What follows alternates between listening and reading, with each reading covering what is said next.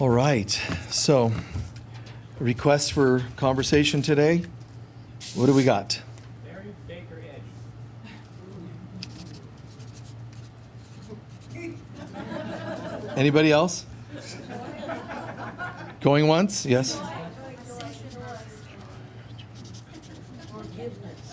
Okay, that's good. Yes?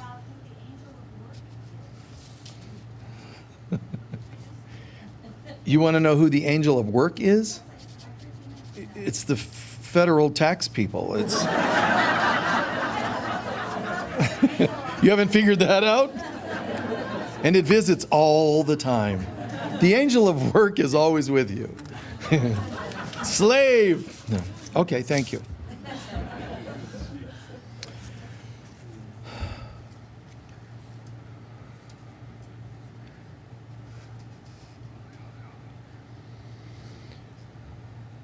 Wow. I do my best to not repeat topics or conversations. We can talk about a topic like ascension, but I'll go somewhere else with it.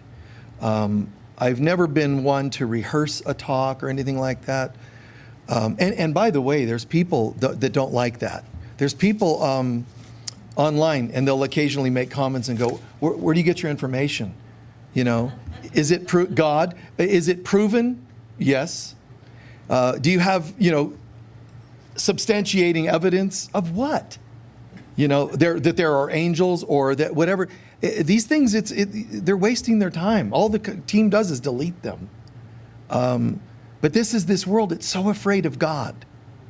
It's so afraid. The things they want evidenced in this world are the things that aren't real. Why would we try to produce evidence?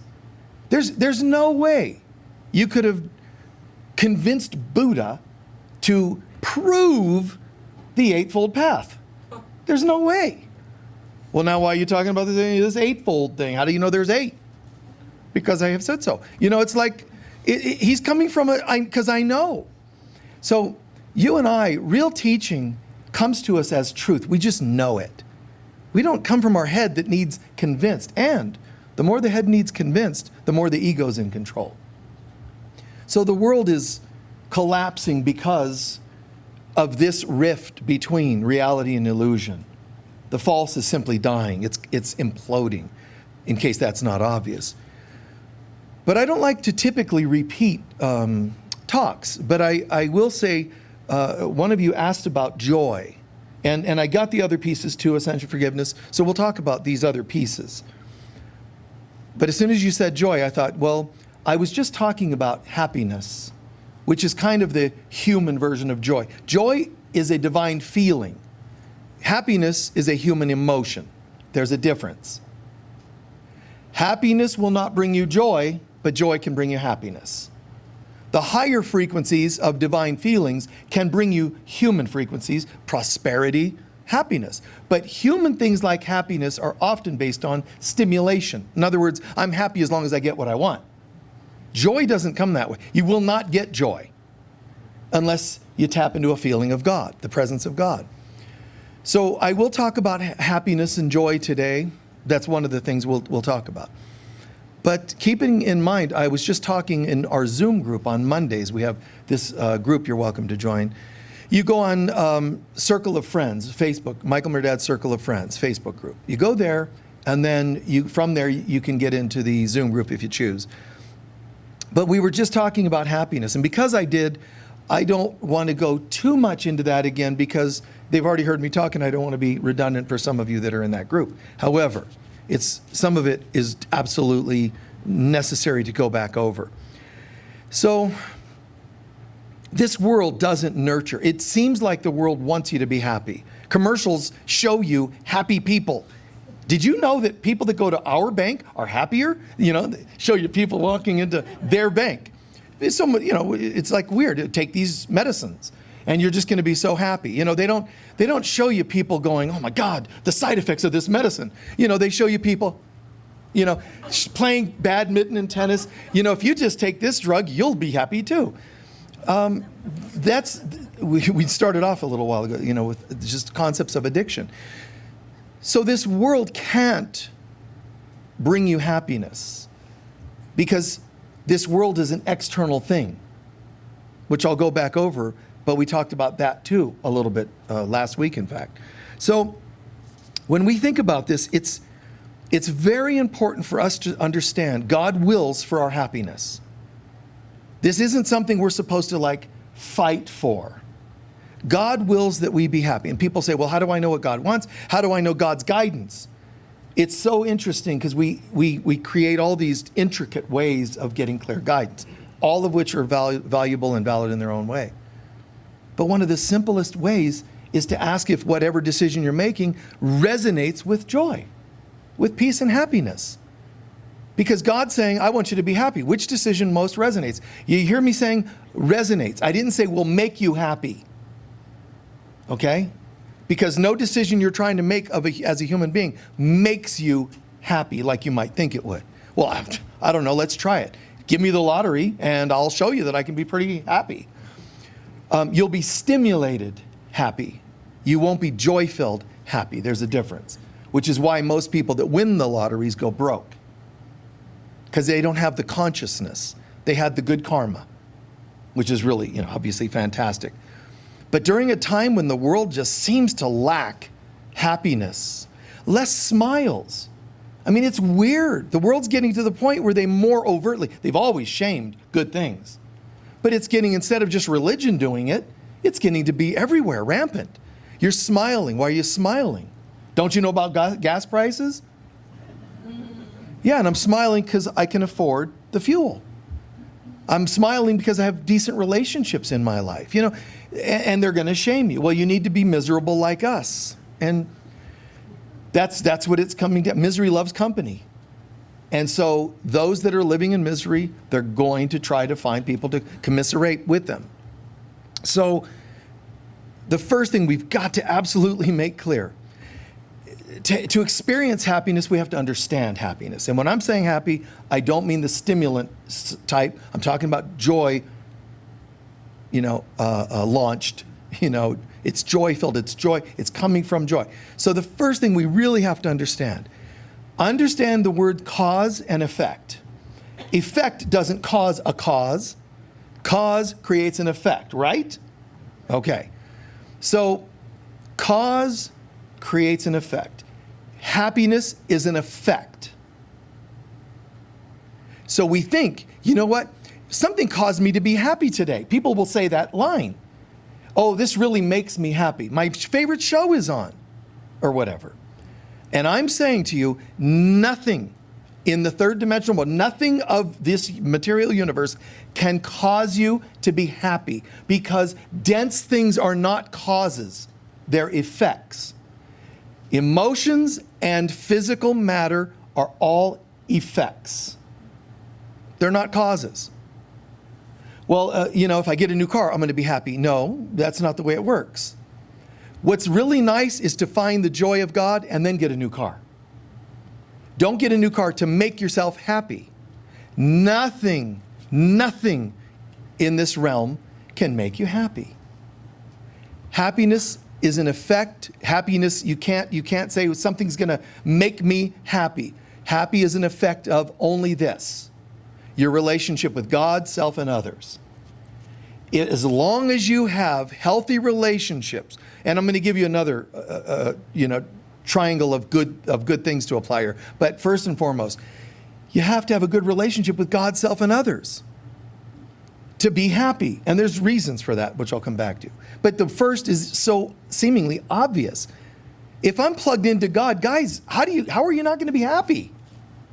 How do you go, wow, I feel the presence of God. Oh man, this is really a downer. I mean, how does that even compute? Although the old school taught us that way. The old school was, you go to church and, typically a lot of churches were a lot of guilt and fear, right? The only excitement was the screaming that you're going to hell. That was like, whoa, that's kind of hyper stimulating. Oh my God, that's what it was doing. But a lot of low key, a lot of, let us pray. Like it's solemn.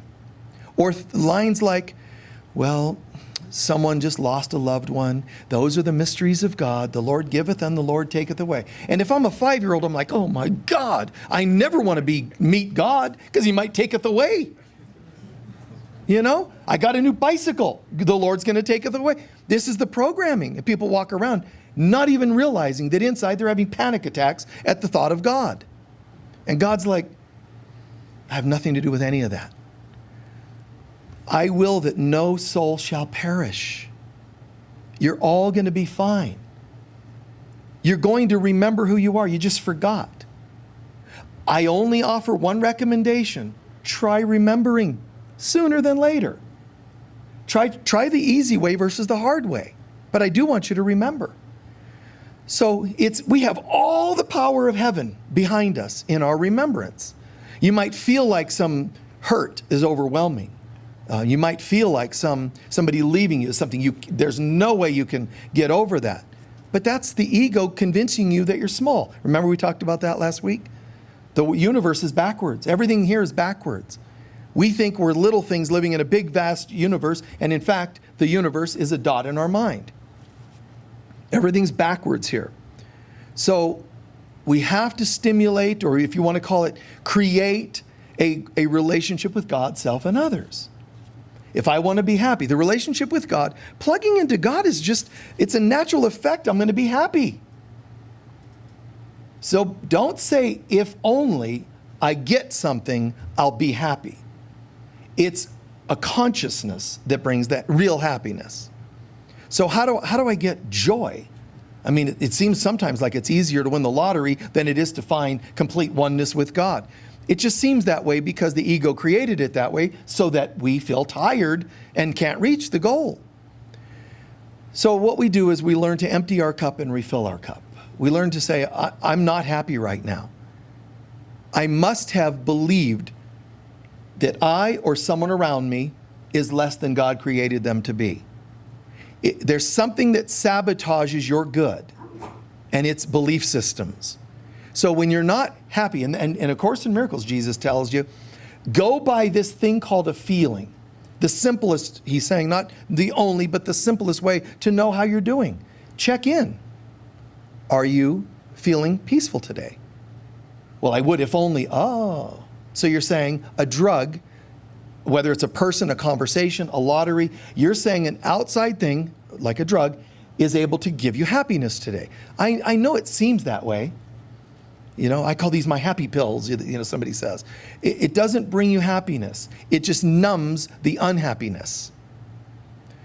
There's so much more waiting for us. My God. And some people actually think they can't have it till they die and go to heaven. But that's not what happens. You get a momentary glimpse of how beautiful life is in higher dimensions when you pass. And then you get born again. You have to come back. What a rude awakening. I thought we were good here. I was feeling all one with everything. Well, yes, this is just to inspire you to do better next lifetime. So keep this in mind. Remember, I want nothing more than God. That's it. I got it. As soon as I'm born, I'm ready to be spiritual next time so that I can be home and one with God and happy this time. Because I had a terrible last life, let's say. And then I have it all planned. As soon as the doctor takes me out and pats me on the butt, I'm not going to cry. I'm going to go, Om. I'm going to be so tuned in. Everything's going to be just chant all the way. And then it doesn't work that way. And you'll have a sleeping dream where you see the other side. And you'll say, hey, oh my God, you guys again. I remember you before I got born into my body. Yep, that's us. Hey, good to see you. How you doing down there in that earth plane? I was planning to just chant my way through. You guys told me, I'm going to go in and I have a chance to get my life right this time. Wow.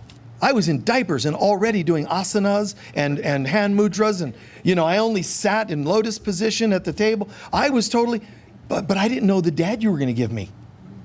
I didn't know you were going to give me that brother you gave me. And it's like, that's how crazy it all looks. Things seem so easy from the other side, but planet Earth is so heavy, so dense and intense that it becomes disheartening to be here. It really does. That doesn't mean I'm encouraging us to continue feeling disheartened. I'm just saying give yourself a break that when you feel disheartened, well, of course you do.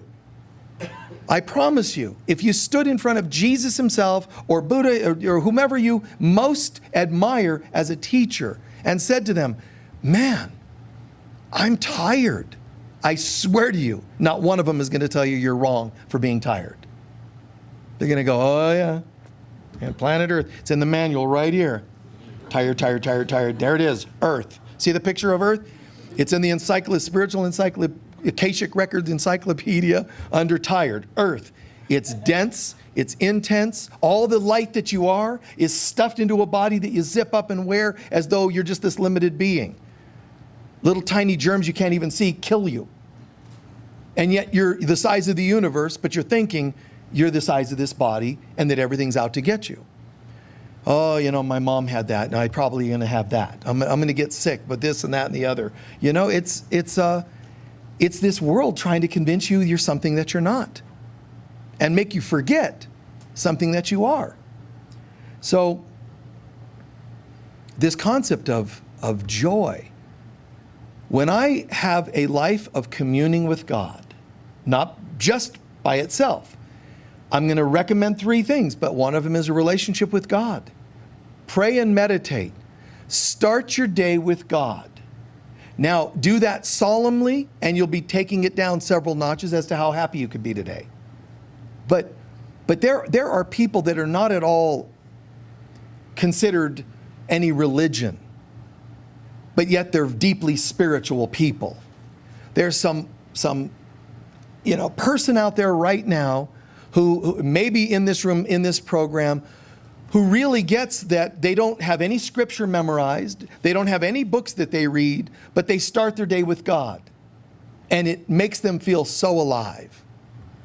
Remember the woman that was here when I first got here? This 90-year-old African-American woman. What a trip was she? My God. I mean, when you say, how are you doing? She never just said, fine, how are you? She always had some rhyme. Shine in the light of the Lord and boom, boom, boom. She always had some inspiring thing to say. I mean, it was like, wow. She was just absolutely alive, just living it. And it almost feels like she was just plugged in and that was enough. She still did step 2 and 3 that I'm going to name. But it was so amazing because you felt like someone was plugged in to source in this woman. I'd come up, up to speak at the stage. She would always sit in the chair on, the end and always grab my butt when I went by. I mean, it was the weird, And I made sure to always use that aisle for some reason. There was only the one aisle at the time. And I would say, did you do that? She'd go, only you, baby. I mean, this woman was just like, and nothing, nobody and nothing was going to steer her differently. When we had the celebration of life here for her, she had people from all over the world show up. And not knowing her personal life, it got confusing because they all referred to themselves as her daughters. And we're like, man, they're all different colors, ages. And it was like, this is really strange. How can they be her daughters? And then you start catching on. That's how she was. She treated them like, these are my daughters. Anything they wanted at any time. And they didn't have oh yeah, she's my mom. She hates wire hangers. It's not like, it's not like they had some inside scoop about what a really bad mom she was. No wire hangers. There wasn't that. She was real. She was just through and through, just beautiful. She even had a countenance about her, a beauty about her. That's being plugged into God. It is a natural thing to be plugged into love and look kind of happy. The second thing you got to do is have a healthy relationship with yourself. a healthy relationship with yourself. It's got to be there. It's got, like self-healing, looking at wounds when they come up. You can't carry hurts and be happy. That's mutually exclusive. You can't be wounded and happy. I'm not saying you can't be wounded and then become happy now and again, but you can't be both at the same time. So the more you say goodbye to the wounds, the more room you've made for happiness. Just saying goodbye to the wounds doesn't make you happy. Happy is an effect. So you still have to bring happiness in. But what I'm saying is, connect with God, happiness starts to download. It runs into your wounds and it cannot download any further. Kind of like when you go to a program and you download it and the thing just keeps spinning. It's trying to download, but it never happens. That's my wounds. The upper three chakras are the source. That's God trying to download because I chose to access my higher self. It's trying to download happiness. It runs into wounds that are held in my heart and soul. That's as far as it can go. But what if I am on a maintenance program, 12-step groups and counseling and maintenance program? It starts to do this. It gets my old self out of the way so a new self can come through and I start to become happier. It's a natural thing. It's like walking by a Cinnabon. The natural thing to go, it's just like, wow. How do you not? How do you go, oh my God, all that butter, sugar, bread, fresh bread. Terrible. That's not how you'd respond. When you feel the presence of God, the lights go on. It's like, oh my God, fresh bread. Oh, wow. It's just, you get excited. So you go to open your heart. Closed.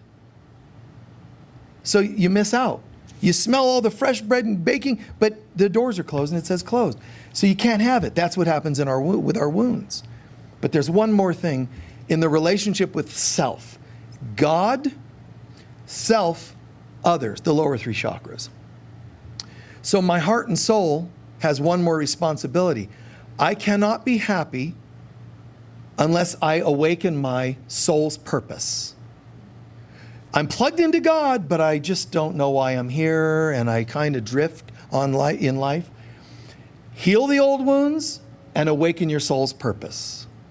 What are you here to do? No, it's not about vocation.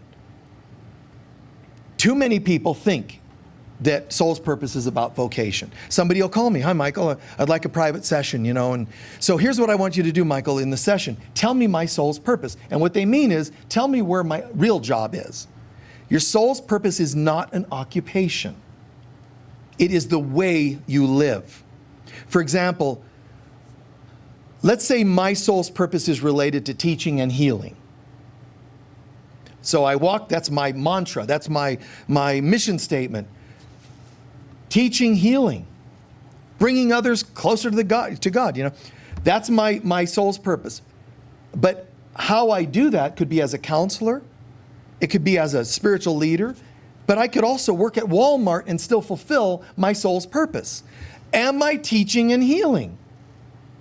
Well, how are you teaching at Walmart? I didn't say with a pointer tool and a chalkboard and whatever else. I said teaching. You can teach anywhere.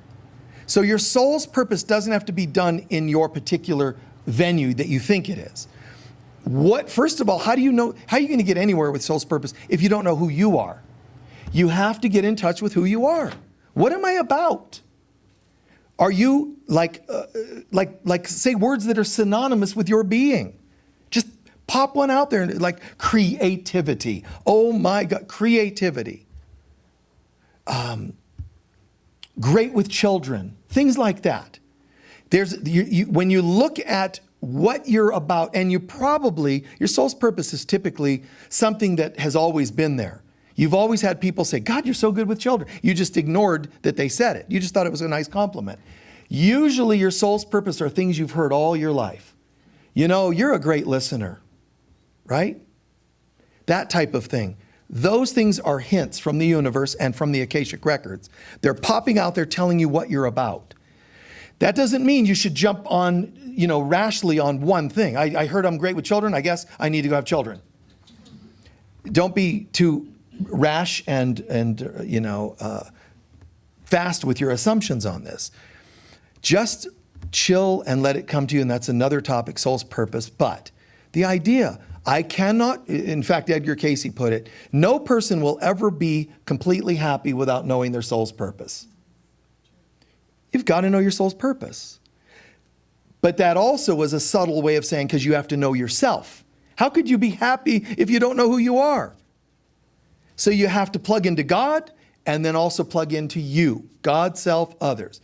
Plug into God, plug into you. And when you plug into you, remember you have the responsibility. Plugging into you doesn't mean you become narcissistic type of you. It's more about maintenance on my responsibility levels and healing levels. I do maintenance on myself healing wise, but also discover your soul's purpose.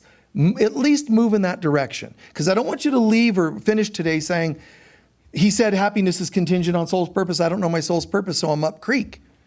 No, just move in this direction. It'll open up. And then there's, what about others? What role do others have to my happiness? Communing with God, getting with myself. This is great. This is, okay, fine, I'll do some maintenance program, and I'm going to work on soul's purpose. You still have to bring the program to others. You have to bring the change to others. Now, that's called good karma, first of all. But I've shared many times, the most underrated attribute to our happiness level, our fulfillment level, so many things, is called service. Being of service. Now, some people, they feel like, oh, I'm a CEO. I'm not going to, do things of that lower nature. Being of service sounds like something, poverty people should be doing. And that's not the way it is at all. It's a funny thing, that mankind twists everything around.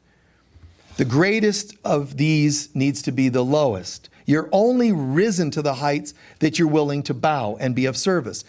This does not mean, I remember at a bodywork workshop back in like 1980, I was one of the facilitators, and I heard one of the other facilitators say to a pair of the students, the one was starting to massage the feet of a guy. There was a guy sitting there, and she started doing some foot, healing on his feet, through his feet.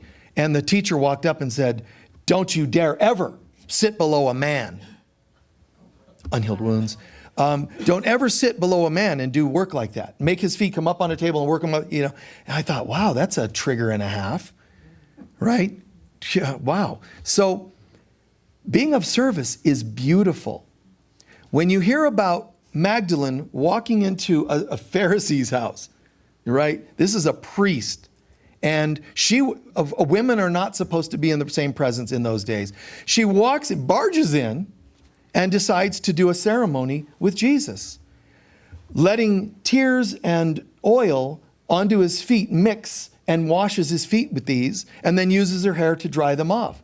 Now, some people would think in terms of, well, that sounds demeaning. It's not demeaning. That was probably her holiest moment of her life, because she wasn't doing this as a woman to a man. This was soul to soul. This is, I get what you're about. And I realize the priests that should don't. And I get what you're about. So she was doing a ritual using an oil, in fact, that's kind of bitter, that in a way she was making a statement that was saying, I know that you're going to go through some bitter experiences, meaning crucifixion. And he was just blown away by the fact that she could get it. So service means I get you. To be in career of caregiving, to be in the career of helping underprivileged children, those are fantastic careers. However, your soul's purpose is like an umbrella under which these things fit. So if you, for some reason, can't financially, or even in terms of your body no longer can do certain jobs, you can switch jobs and stay under the same umbrella. The bottom line is, how can I help? How can I be helpful today? How can I be of service today? That humility is huge. There's things in this world, it's not easily accepted that we try to be of service. When I was a kid and it was time to get out of high school and get a job, I had no idea what I'm going to do. And when they asked me, I don't know. I'm not, considered smart. I'm not considered capable of many things. I'm like this savant kind of, which at the time there wouldn't be a better name for it. They don't understand. Why does he not study and work hard and work in school? Because it doesn't interest me. You either, huh? Yeah. So, well, it's how I felt about it all. It's like, I don't get it. I don't get memorizing things that don't matter. Call me silly, but how is that good? Memorize things that don't matter. And I understand, though. It's extreme for me to say only God matters. So when they were saying, what job? What are you going to do? I don't know. All I ever knew was I want to help people. That was the only sentence I could get out. I just want to help people. So they would go in their little notebooks, the guidance counselors, and helping. So, well, you could, and they're looking, you could be a doctor, but who helps people? People in public service of some kind. So you could probably find some kind of job, but you'll be broke. There's all these programs. Helping means you're going to be broke. Helping means you make little money. Being selfish means you make big money. That's what the world teaches us. But it isn't true. Anybody can be prosperous. And anybody can be unprosperous. It's a state of consciousness. But you and I have also been programmed to believe that you can't have your cake and eat it.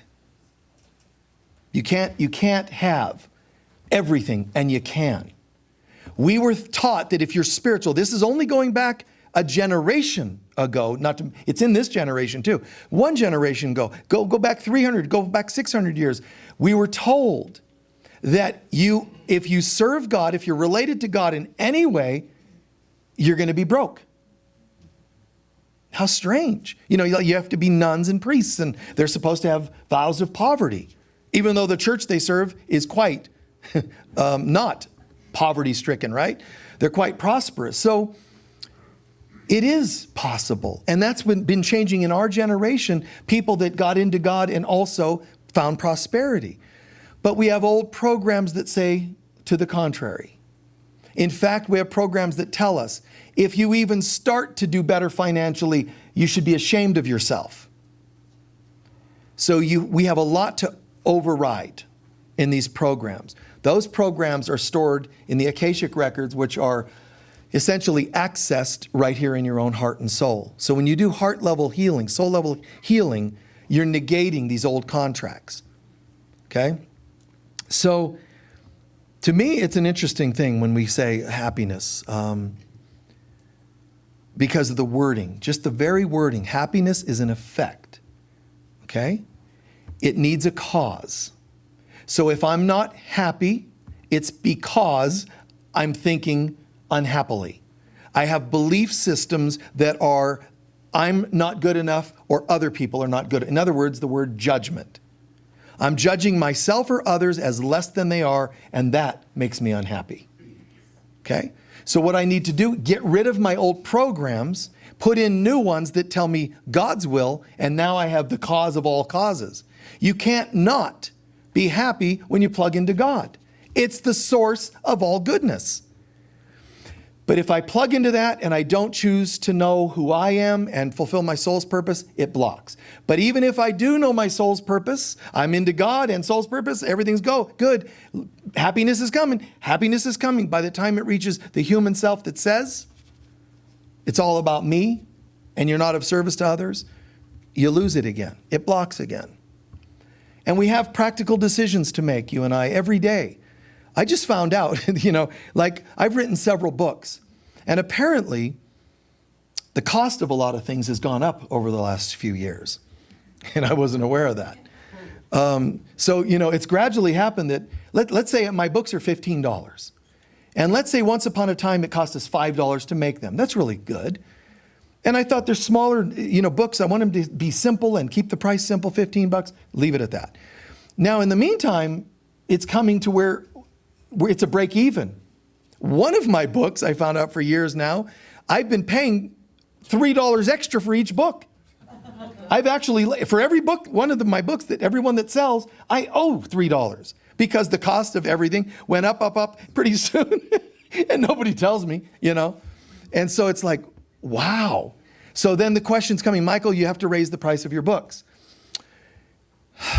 I don't have to do anything. Can I choose to? Sure. But I'm not going to jump to it and become part of the problem. So that people are going to say, well, I would love to read your books, but everything's gone up in price and I can't afford it. I don't want to be part of that. So they said, raise it $5, make your books all $20. I said, no, make it $18. You see? To me, whether anybody else now someone out there is going to go, oh, look, he raised the price of his book, and they're going to have some weird judgment about it. But to know my heart is to know why 18 instead of 20. Keep it affordable. You see, my private sessions have been the same price forever. Cost of living, it should go up. That's not my mind. Being of service is also known as giving, but giving comes in many forms. Giving can be helping a person get in their car when they're bringing all their groceries and they're not very mobile. Giving can be giving time on the phone, right? Can take lots of different forms. But I'm telling you, the world tells you that there's no reward in doing service like that. You see, the world teaches us this. And I'm saying, and those people will not be happy, which is why unhappy people run the world. Happiness is my destiny. Happiness is my right. And if I'm not happy, something's wrong in one of those three systems, one or more of those three systems. I'm not plugging in well enough. I myself could say, people that know me would say, I'm pretty happy most of the time. I feel pretty high, pretty good most of the time. And if I, for some reason, were not to feel happy and it feels like, wow, 2 days in a row, I don't feel, I'm going to go to number one first, get my prayer back, my communion, ramp it up in some way. Secondly, am I fulfilling my purpose?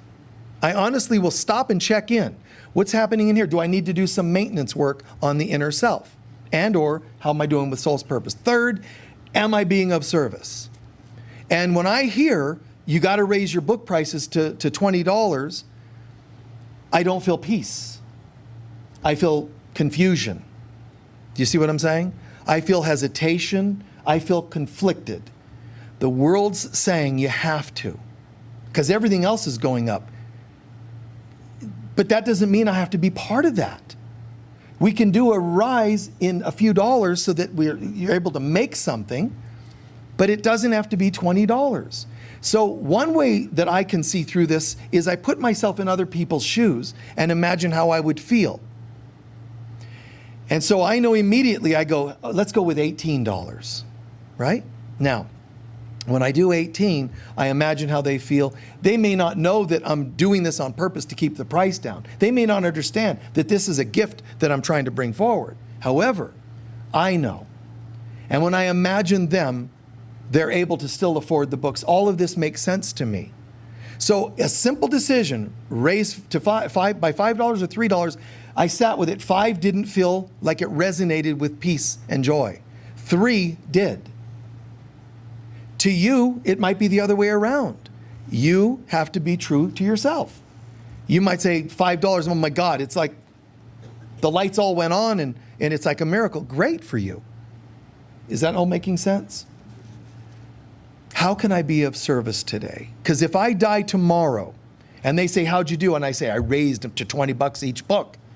It's not going to do me much good. But if they say, how'd you do? And I say, I continued to be faithful to people. Rather than raise whenever I could, I always tried to keep it like this, just a bit. We raise the books or whatever it is a bit. Like here at Unity of Sedona, we do almost everything free. It's our donations that keep this running. And your board members tithe and give and so on. They don't just sit back and watch you do so. I don't believe that we should expect anything from anybody that we wouldn't do. So there's an ecosystem of healthiness. So it creates this thing that we see as success. But are each of you doing that in your own homes? So you take this home and you say, God, self, and others. God comes first, even before your codependent partnerships or whatever else you got that you're worried about. Make God come first. If you have a struggling partnership, including with your own children, say, guess what, guys? From now on, God comes first. Wait, what about us? You spoiled us for a lot of years. We want to still take advantage of you. I know, isn't that weird? But that's not going to happen anymore. Blame it on boundaries or God, something, turn it away. I'm not here for that. I don't want to hear it. Healthiness comes first. So to me, the part about being of service to others is equal to the other two I named. All my relationships, God, self, others, all my relationships need to be at peace. All of them need to feel like they're thriving. I must commune with God. Don't talk it, walk it. Commune with God. Start the day with God. Plug in. I mean, I've seen this so immediate, it's sometimes strange that it's so immediate. I mean, I can go, something feels a little off, and then I can say, okay, let me do a little prayer communion or something. So I make no decisions alone today. Instead, I make them all with God. And any decisions that I'm trying to make outside of the guidance of God, any thoughts, opinions, beliefs, fears, I surrender them all. And I welcome in your guidance instead. You guide my day today, God. Now, I could sit there all clenched and frustrated and just spew the words anyway. I'm not in the mood to pray. Just do it. So be grumpy. Oh, stinking God. You go ahead. You be all frustrated, clench your teeth, you stupid. Why do I have to believe I didn't win the lottery like I wanted to? Get it all out. Tell God every vile thing you're feeling.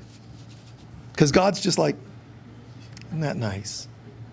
And you're unloading hurt, fear, tension. You're unloading it. The opposite of peace, joy, happiness is what? Why are people so addicted to not being happy? They're used to it. It's a program. But it's also because people are hurt and angry. You can tell happiness, hey, you should be more happy. I do this exercise where it's happiness building. You want to know how to do it? If they're not in the mood, don't push it on them. And, people are upset and you just have compassion. Why are they so upset? Why are they not happy? Hurt, guys, hurt and anger. And you know what's behind hurt and anger? Fear. Fear that there is no God. Fear that there is no solution. So the funny thing is, the more we carry hurts and angers, the more we're actually prolonging the misery and not being happy. So this is why it's important. Sometimes just a quick sentence, even if you're grumpy. I'm not very happy right now. And that must be because something's in the way. You don't even have to know what it is. You just have to say, something's in the way, whatever it is, I'm giving it up to you, God. If you even exist, you're allowed to throw that in there. And I'm asking to feel you instead of my frustrations. And then, like 20 minutes later, you're having your Wheaties and you go, how weird, I feel kind of different. That's how it's going to be. Practice this. More and more often, you're going to see happiness percolates up. Where did that come from? The only place it can, a cause of happiness. Plugging into God, knowing self, or being of service to others. Those things bring happiness. Oh, maybe it was the sugar in my Wheaties. I put so much. No. Things of this world can't make you truly feel peace and happiness. That's why that phrase, peace that surpasses understanding, that you're going to sit there and try to figure out, where's that coming from? I'm sorry, didn't you hear? It's called peace that surpasses understanding. You can't figure it out. It's called a miracle. You're feeling peaceful when you shouldn't. The world's going to go, you can't possibly be happy. Have you seen gas prices lately? Or whatever the latest thing is to worry about, right? Look at the price of milk. I hear people talking about baby milk or whatever it's called. Baby formula, whatever. Why don't you just feed them with your breast? Did I miss a page? Should I watch the news? Breastfeeding. What a novel concept. I don't think you can run out of that. typically, right? So everything's going to be okay. Trust in God. You don't have to be afraid. And people will run. They don't want to hear these things because they're afraid. Now remember that word, they're afraid. When you hear somebody's just a jerk, it's harder to forgive them, isn't it, than when you hear the words they're afraid. Think about it. Change the context. They're just hurt and angry. Why? Because they're afraid. That's all. Oh, I get it. Why am I hurt and angry? It's worth asking. Typically, the reason people are hurt and angry is because people either did to them what they didn't want done or didn't do what they wanted done. If I remain hurt and angry, you know what's happening? I'm still waiting for you to do or not do any more of that.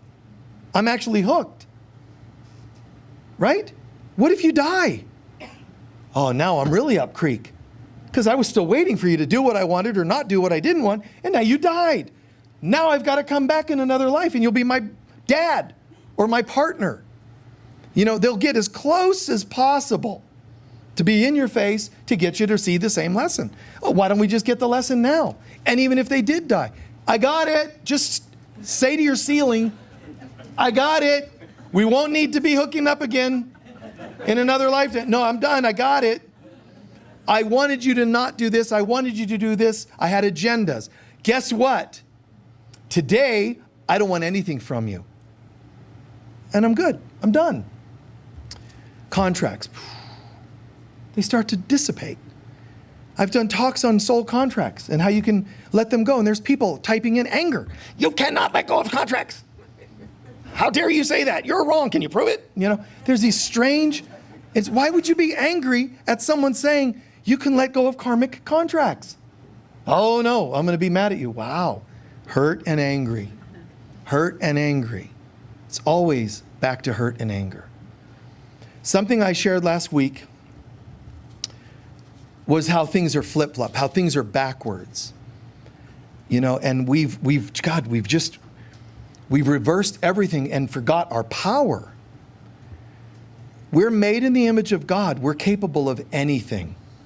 Dispersing contracts. I'm not saying it's always easy because my belief systems make it challenging. But it can be that I learn the easy instead of the hard. It can happen. So I'm open. I'm teachable.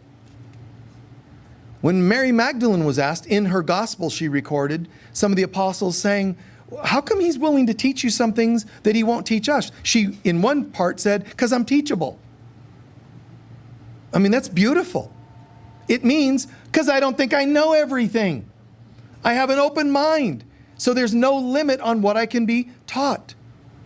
Or whatever other term might fit. So we hear, and I talked about this last week, God is behind everything. Right? You've heard this. God is everywhere. God's behind everything. And we misinterpret it to mean that God is literally part of war and starvation and so on. That's not at all what it means. It means that God is present but not causing what's happening. We're the ones who cause these problems. Only consciousness can cause anything. Material things can't cause. You think they can. Only consciousness can really change anything. My consciousness can help make me happy, but external stimulation doesn't necessarily do so. It just won't work because it's not a cause. So God is behind all things, but not the cause of all things. It's a play on words, meaning God is there but hidden. Nobody's accessing it, calling on it. We're saying medicine will fix this, and God is behind the medicine going, or you can call on me. God is behind it, but isn't the actual medicine itself. God is always, it's the Holy Spirit, and it is the Divine Mother, who's always, like even when you sit down and look at a tree, oh, look at the nature and beauty, and I'm going to breathe and connect with the tree. That's great. You're still talking about a thing. When we think indigenous people used to worship trees and so forth, that's projecting ignorance onto people that were not ignorant. They understood it wasn't the bark that they were worshiping. Oh, holy bark. Nice to see you, bark. Tap, tap.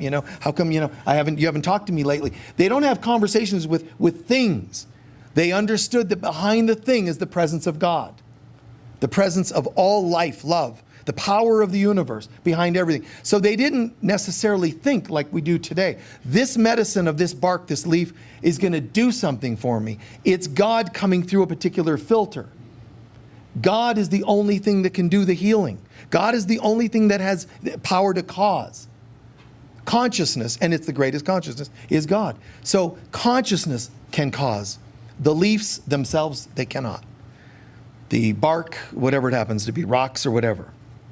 So God is behind every particle, every wave in this universe. But it doesn't, I'm not saying it is every particle. I'm saying it's hidden behind. Our job is to find the light of God that's hidden behind the thing. How do you think you're going to do that? Here's how. By forgiving the thing. So you have a person that you have had in your life that was hurtful. Fair enough.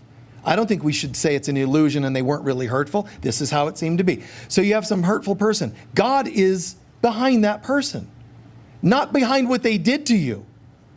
I'm saying behind all things is the light of God. So the Holy Spirit says, if you forgive this person, don't rush, don't do it till you're ready. But if you can forgive this person, the persona, the outer thing, will fall away and you're going to see the light of God that was behind them. But it doesn't just mean forgiving people. I have to forgive my belief that medicine has power over me. I have to forgive my belief that government is watching out for me, which is easy for some. I have to forgive my belief that another person is going to make me happy. I have to forgive my parents for making, here I was thinking, if only they had, then I would have been happy. Sorry. Retire everybody from roles. Retire everybody from the roles we put on them. Retire Sedona. Because some people think, if I go to Sedona, I'm going to be happy. I don't know about that. If you show up with issues here, they're just going to magnify. So, live somewhere else and safely hidden. No, not really, but hidden from your stuff. So just, think about this. You don't move to Sedona and go, wow, look at that. Now I'm enlightened. It will show you the parts that are not enlightened. You'll work on those parts and then you'll become enlightened. But look what had to happen. I had to do the work. It just brought it up. And many will leave. Oh, I hate Sedona. I thought it was going to be all cool and everybody's always meditating, and you run into people. And you go, oh, man, they're not what I thought. I thought they were old, have these halos or garlands in their hair and peace, and we're all just, it doesn't work that way. Oh my God. The outside can't do it. Look at the story of the mutiny on the Bounty. True, it's a real story, and Fletcher Christian and all these characters. I mean, after sailing over the oceans for months and all the things and the whippings, floggings going on, and you got this Captain Bligh, lunatic, narcissist, just nutcase, hurting everybody. They got to Tahiti. They're like, Mutiny on the Bounty, to me, it should have been called Sanity Found. Like, wow, we could stay on the islands. It's pretty peaceful living. Or get on that boat again. They said, we're not going on that boat. So they mutinied and got rid of him. But you know what? You can't count on the outside. Because they all went nuts. They all ended up killing each other. Even the peaceful natives killed some of those guys. I mean, they were abusing the women, making them into slaves, because ego goes where people are. Well, it won't happen if we have a group of us. So you'll have a group of egos.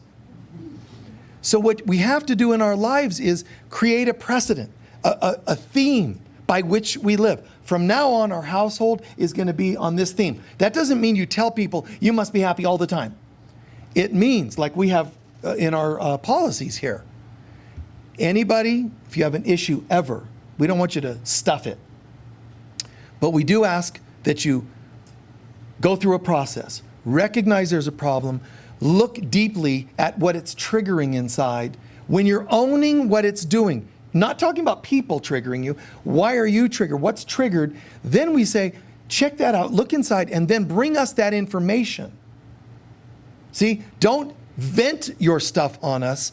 Bring us a deeper retrospect about what's going on.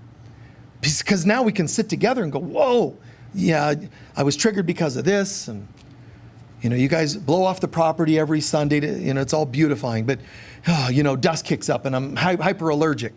So I want you guys to get the guy to come and do that on Monday, instead of Sunday. We ask him, he's not available Monday, Tuesday, Wednesday, Thursday, Friday, Saturday. We tried, but no. Oh, you guys aren't loving. You guys pretend to be loving, but you're not. I asked you to simply change the day you blow off the dust, and people will start creating hatred. And if you want to talk about it, tell us what's going on inside. You feel undervalued. This is an old family pattern. Let's talk. See, let's get to the meat. Let's get to that. But you change what you can and you accept what you can't. And other people might not be able to keep up with that, what you changed and didn't choose to change. So keep in mind as we're going to draw to a close, God, self, others.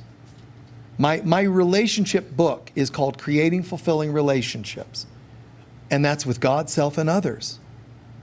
And it's exactly how this works. Yes, also, dance therapy, also eating right. There's other pieces you could add to it that just support, but nothing is greater than your relationship with God, self, and others. Nothing will affect your happiness level more than your relationship with God, self, and others. We've got to get this down. We've got to really understand it. Remember that first sentence. Happiness is an effect. It's not a cause. You think you want happiness. You can't get happiness. It has to be the effect of you doing your inner work. It percolates up. Where'd that come from? From you nurturing a better relationship with God, self, and others. It just comes up. People, how do I get happy like you? It's not. It's not a food. It's not a, well, I've got a relationship. It's an inside job. Is that making sense? Is it really? Yeah. Thank you. Yeah, get it. Like, wow, how beautiful it is to feel like I'm plugged in every day with the divine.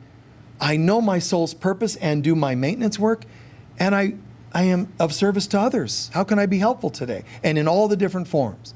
Sometimes it's a shoulder rub. Sometimes it's paying somebody's bill at the grocery store. The point is, how can I be helpful today? When we live in that state of mind, and you'll have a voice that tells you not to, it'll be the voice that says you can't afford. Why are you giving somebody money at the grocery store? You have bills too. That's not God talking. I'm not telling you to throw money at people. You follow healthy boundaries because you know who you are. You'll know how much to give today and not give today. You'll know what to say and to not say. We live, far more just plugged in. And I think it's great. I think it's the greatest technique of confusing people on the planet. To let them see you're happy when it doesn't seem like there's a reason to be happy. It's kind of great. What kind of spirituality I have? My spirituality is called perplexing people. That's my mantra, how to perplex people today. That's a good thing to do in a fun way. It's a good thing to do. You're happy. There's things going on in the world and you're still happy. You're not in a relationship, you're still happy. Your kids disown you because of your spiritual beliefs. You're still happy. You're doing the right thing. But watch, if I follow the right thing here, and yet in my heart and soul I have unhealed wounds called dependencies on, but my mom doesn't want to talk to me anymore because of my beliefs. That means this peace, this happiness has just run into an unhealed codependent wound. And there went your happiness. Well, my mom keeps me from feeling happy. No. The block you have with your mom is keeping the peace and the happiness from coming. You don't have to choose it today. You're allowed to stay miserably codependent. But you also can say, not today, and try something else. Watch how the happiness meter goes up.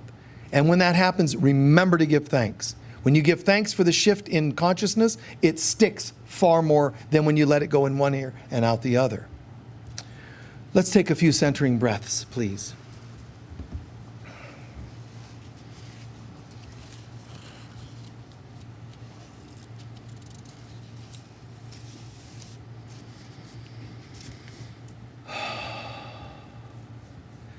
Setting aside all stuff of the world.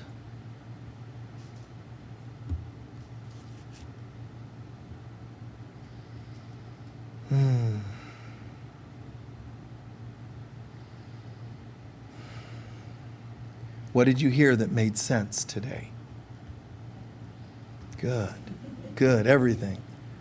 What did you hear that is now true for you? It's your truth, not something you heard.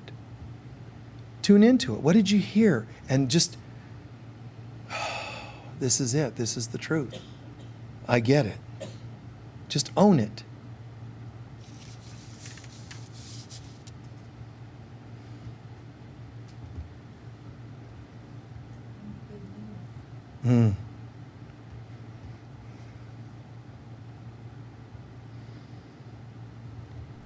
Now play with this concept for a moment, just for a few minutes.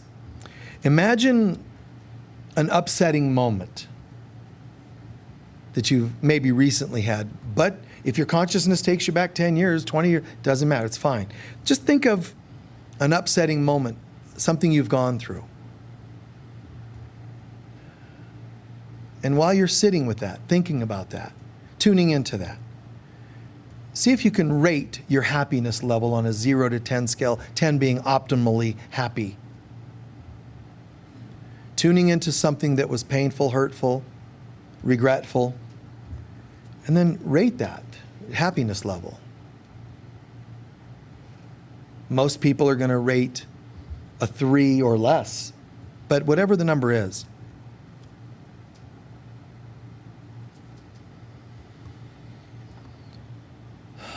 Now, shift gears and think of a happy memory, a really happy memory.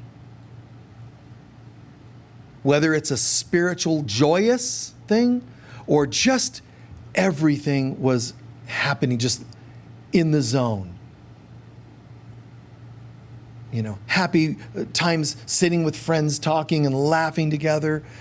Sitting out in nature on your own, whatever it was, you just felt almost the word bliss. You were so happy. Viscerally happy. What was going on at that time? And then rate it, 0 to 10, 10 being optimal. How happy were you exactly?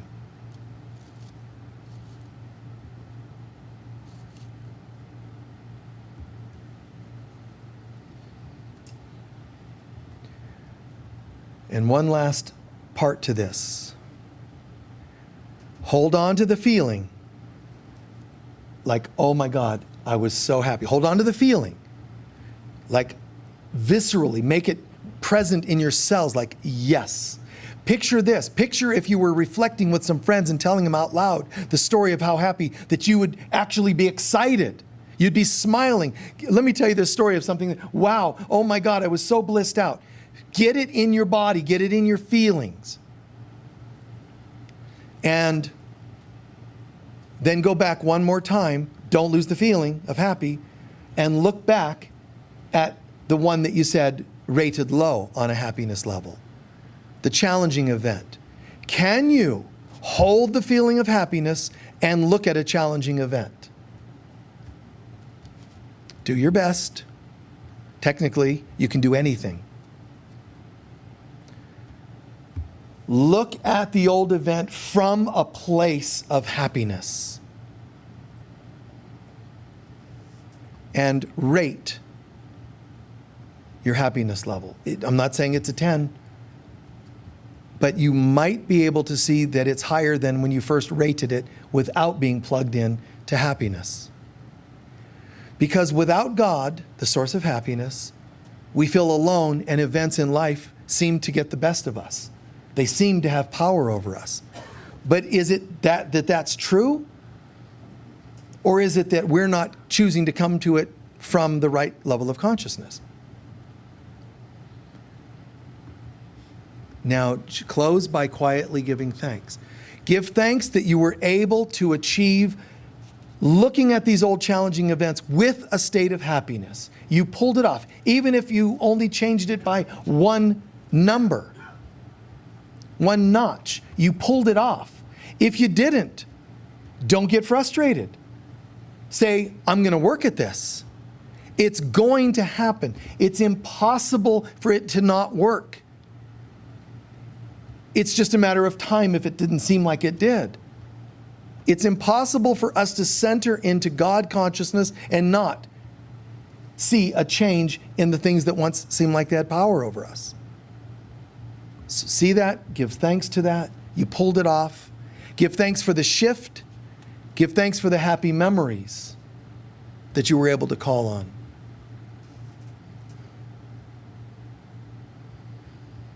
Give thanks that you have the power to choose differently. And give thanks for the lessons learned from the challenging events. I am as God created me. I will to be the Christ on earth. And so it is.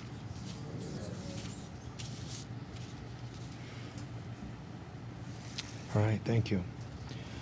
Stretch out a little bit. I hope I addressed a good majority of the questions, especially forgiveness and joy. And thanks for the suggestions. Please stand for our closing.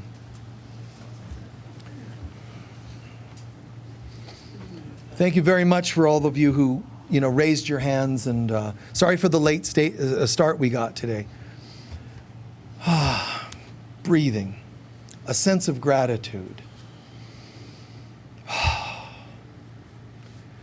I gave an hour plus today to be with spiritual friends. I really am grateful. I heard things that made sense. I feel a bit more uplifted. How did you do with the meditation? Did you achieve a high level? Did you find your happy ratio? Did you pull it off even while looking back at not so happy moments? Ooh, did you? So that's called miracle working, man. You're not supposed to be able to do that. Look at challenging moments from a state of happiness. That's fantastic. That's the lifestyle of a saint. The light of God surrounds us. The love of God enfolds us. The power of God protects us. And the presence of God watches over us. Wherever we go, God is, I am, we are, and so it is. Thank you all. Peace be with you. We'll see you soon.